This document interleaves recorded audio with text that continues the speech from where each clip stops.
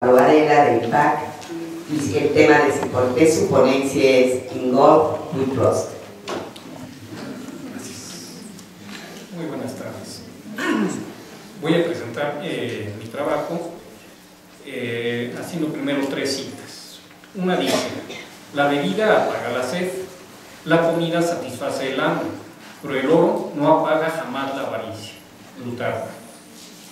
En la tierra hay suficiente para satisfacer las necesidades de todos, pero no tanto como para satisfacer la avaricia de algunos. Mahatma Gandhi. Caballero, tengo hijas jóvenes y bellas, y necesito saber quiénes visitan mi casa. Perdón, pero ¿cómo se llama usted? Me llamo 100,000 pesos. Bien decía yo que parecía persona decente. Amado Negro. Claro que Amado Negro escribió eso hace casi un siglo, pero pues ya no serían 100,000 pesos. Pero bueno.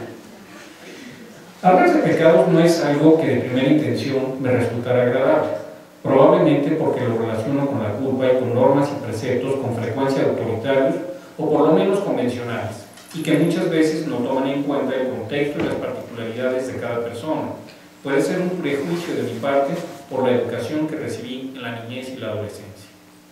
Sin embargo, me parece que si desligamos los pecados del aspecto religioso autoritario y los vemos como actos que van contra el desarrollo, crecimiento y felicidad de una persona, es decir, de la naturaleza humana y contra sí misma, me parece que adquieren otra dimensión.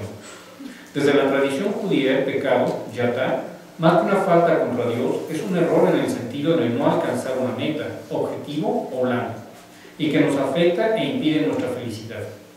También para los griegos, el pecado, amartia, era no dar en el blanco, debido a una actitud errónea, consciente o inconsciente. De acuerdo a lo anterior, el pecar es equivocarse, es estar haciendo algo que nos hace daño, pero no por desobedecer a una autoridad o la introyección de la misma a través del superior. Se considera que la base de todos los pecados está en la soberbia, que en términos psicoanalíticos sería el narcisismo, y que una característica siempre presente en la soberbia y el narcisismo es la incapacidad de ser objetivos, de sentir empatía y compasión por los demás. En estos casos, solo existe el mundo y las necesidades del sujeto. Asimismo, para el budismo, las causas del sufrimiento humano son el deseo, los apegos y la ignorancia. En términos psicoanalíticos, las pulsiones y lo inconsciente. Por otra parte, el diccionario de la Real Academia Española de la Lengua define a la avaricia como un afán desordenado de poseer y adquirir riquezas para atesorarlas. Desde la teoría psicoanalítica existe una fase del desarrollo psicosexual que se da entre los 2 y 4 años de edad, la fase anal, que tiene que ver con la función de defecar, el retener y expulsar, y el valor simbólico que adquieren las heces. Freud relacionó ciertos rasgos del carácter del adulto, como la obstinación, la avaricia y el orden escrupuloso, con el erotismo anal del niño, y en la que predominan también pulsiones sádicas y erótico-anales.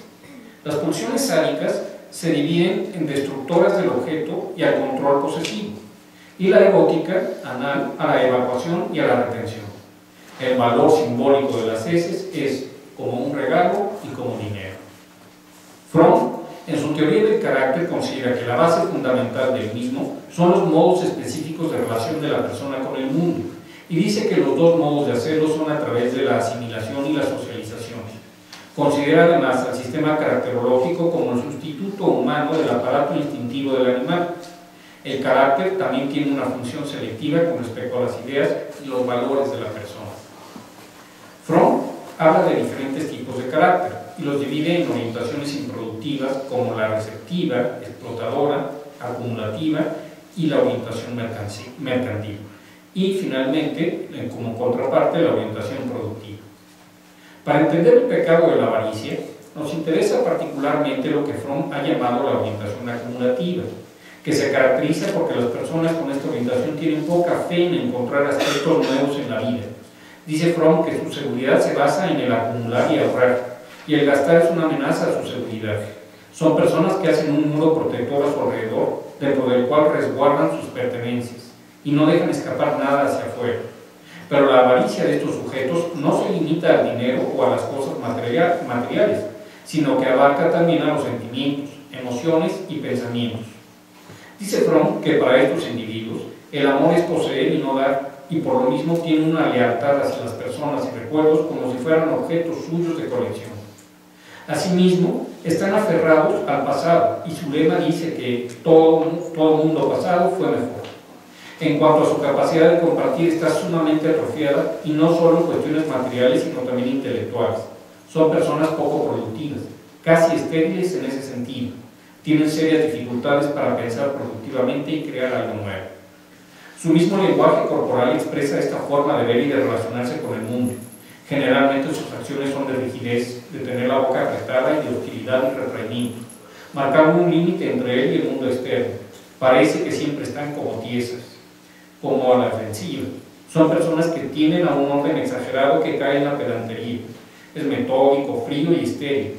El desorden lo angustia y lo desorganiza, ya que pierde el control del mundo externo y lo vivirá de manera amenazante. Lo anterior se puede reflejar en su escrupulosidad y manía por la limpieza para anular el contacto con el mundo de fuera, como si quisiera vivir en un mundo aséptico y libre de cualquier tipo de impureza o suciedad, anulando la posibilidad de relacionarse con objetos o personas impuras. En su afán de tener un control de todo, cae en una puntualidad obsesiva. Todo debe ser a un tiempo específico. En el mismo sentido de querer dominar su entorno, presenta conductas obstinadas. Todo debe ser como él quiere o se sentirá peligrosamente amenazado. En cierto modo, se viven como un sistema cerrado, que si se gasta su energía se le acabará, tanto la física como la mental, y no pueden comprender que el ejercicio de sus capacidades, más que aminorarlas, las desarrollará. Tienen una visión pesimista donde la destrucción y la muerte parecieran regular su visión del universo. Los valores que guían la vida de estos individuos es el orden y la seguridad. Dice Fromm que su lema es: nada nuevo existe bajo el sol, ya que por su misma esterilidad no creen en la capacidad de producir cosas o pensamientos nuevos. Por no poder tener siempre el control de su entorno, son personas suspicaces y con un sentido de la justicia total y absolutamente rígido. Cuando un ser humano carece de potencia para crear, se pervierte e intenta entonces dominar, tratando a los demás como cosas. El dominio se relaciona con la muerte y la potencia creativa con la vida.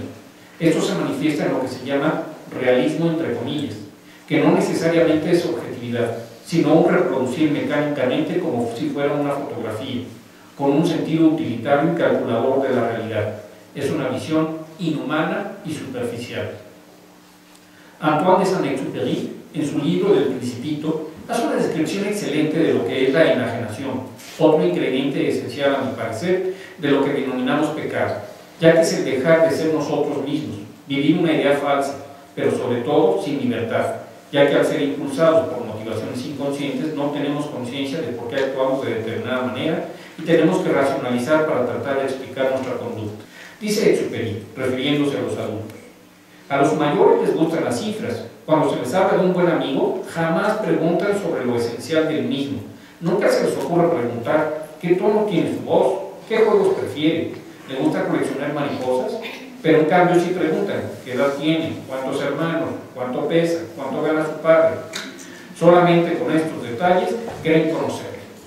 Si les decimos a las personas mayores: he visto una casa de ladrillo rosa, con geranios en las ventanas y palomas en el tejado, jamás llegarán a imaginarse cómo es esa casa. Es preciso decirles: he visto una casa que vale 100,000 pesos. Bueno, ahora ya no son 100,000 pesos, ¿no? Entonces exclaman entusiasmados: ¡oh, qué preciosa es! Lo anterior me parece un ejemplo muy claro de la enajenación del valor de las personas y de las cosas, que dejan de tener un valor por lo que son, por su belleza, por las emociones que están relacionadas con ellas, etc. A las personas mayores les gustan las cifras, y como he mencionado anteriormente, una característica del avaro es acumular, guardar, pensando que tiene mucho. Posteriormente, el Principito sale de su planeta para visitar los asteroides vecinos. Después de visitar a un rey, a un hombre vanidoso y a un borracho, llega al cuarto planeta, que estaba ocupado por un hombre de negocios, prototipo de una persona con una orientación acumulativa. Exupéry nos lo describe así: este hombre estaba tan abstraído que ni siquiera levantó la cabeza a la llegada del Principito. Buenos días, le dijo este. Sus 501 millones, ¿millones de qué? El hombre de negocios comprendió que no tenía ninguna esperanza de que lo dejaran en paz. Millones de esas pequeñas cosas que algunas veces se ven en el cielo. ¿Moscas? No, cositas que brillan. ¿Abejas? No, unas cositas doradas que hacen desvariar a los holgazanes. Yo soy un hombre serio y no tengo tiempo de desvariar. Ah, estrellas. Eso es, estrellas. ¿Y qué haces tú con 500 millones de estrellas? 501.622.731. Yo soy un hombre serio y exacto. ¿Qué haces con esas estrellas? ¿Qué hago con ellas? Sí, nada, las poseo. ¿Que las estrellas son tuyas? Sí. Yo he visto un rey que los reyes no poseen nada, reinan, es muy diferente. ¿Y de qué te sirve poseer las estrellas? Me sirve para ser rico. ¿Y de qué te sirve ser rico? Me sirve para comprar más estrellas si alguien las descubre. Este se dijo a sí mismo al Principito, razona poco. En este personaje vemos cómo está absorto en las cuentas de sus bienes, o lo que él considera sus bienes, y repite continuamente que es un hombre serio. Pero él trata de cosas muertas, ya que no son estrellas lo que posee, sino números en un papel. Algo además improductivo, estéril, no genera nada nuevo, no quiere ser interrumpido, que penetren en su mundo personal, íntimo. En la avaricia, el hombre, además de la enajenación que implica, es que el dinero se convierte en un fin en sí mismo. El dinero deja de ser un instrumento de intercambio, como vemos en el hombre de negocios del Principito. Lo importante no son las estrellas, lo importante es la cantidad de ellas anotadas en un papel, algo muerto. Fernando Savater, en su libro de los pecados capitales, explica que no puede entender cómo alguien puede ser feliz viendo un cheque, algo completamente abstracto, a diferencia de tener a una mujer hermosa entre los brazos o disfrutar de una buena comida. Dice Fernando Savater que dejar dinero como herencia es una tontería, porque se trata de una oportunidad no aprovechada. Dejar 300 millones en el banco, dejar 300 millones de oportunidades de haberlo pasado bien. Y comenta que después de un viaje uno puede decir que me quiten lo bailado, lo comido, lo divertido y lo fornicado. Pero el dinero no, porque ya me lo he gastado en todo lo que. También comenta que la gracia del dinero es que tiene un número y no te dice qué puedes hacer con él. Es decir, el dinero se convierte en poder en todo el sentido de la palabra. Asimismo, el dinero cada vez es más una abstracción, algo virtual. Ya no necesitamos ver el oro que está guardado en un banco y que se supone que respalda el valor de los billetes o las monedas. Ahora existe el dinero electrónico. En muchos casos ya no recibes dinero por tu trabajo, sino que existe una cuenta virtual donde se supone que está. Si tomamos como ejemplo a la Barda de Molière, encontramos a un personaje obsesionado con el dinero que lo guarda enterrado en su jardín y por lo cual sospecha de todo, ya que cree que se lo quieren robar. Sospecha incluso de sí mismo. Por su avaricia y su carácter acumulativo es incapaz de entender los sentimientos de sus hijos que están enamorados, porque para él los sentimientos no importan. Es incapaz de empatizar con ellos. No les puede ni quiere mostrar afecto, cariño, amor, ya que esto implica dar lo que es inconcebible para él, porque sentiría que se queda pobre. Otra vez, el aspecto mortecino de este pecado capital. Finalmente, me parece que el problema mayor con la avaricia es que es una oportunidad perdida de vivir y de generar algo para los demás. Es esa improductividad en la que el Dios verdadero y único es el dinero, y ahí el título de mi ponencia, In God We Trust. Actualmente, lo que mueve al mundo es el dinero, el consumismo. Tal vez no podemos decir que los consumidores sean avaros, pero ¿qué pasa con los que acumulan riquezas inconmensurables a costa de los consumidores por el solo placer de hacerlo? Mientras unos se mueren literalmente de hambre o no tienen acceso a lo más mínimo para tener una vida digna, otros tienen en exceso y son incapaces de compartir. Ese es, me parece, el problema ético. Lo contrario a la avaricia es la generosidad, ser productivos y generar para los demás. Ese es el reto, que podamos lograr un equilibrio. Entre otras cosas, lo que hace que los pecados sean eso, pecados, es que se va a los excesos.